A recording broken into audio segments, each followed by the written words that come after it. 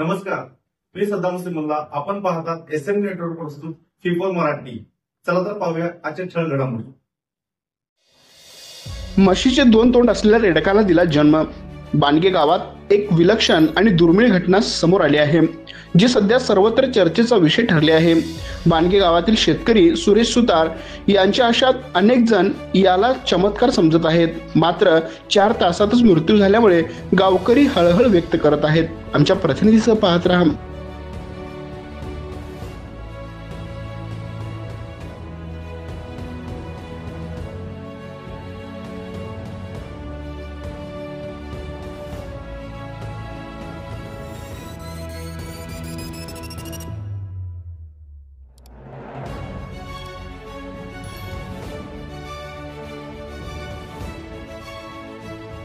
सह कार्यकर्ते मोठ्या संख्येने उपस्थित होते.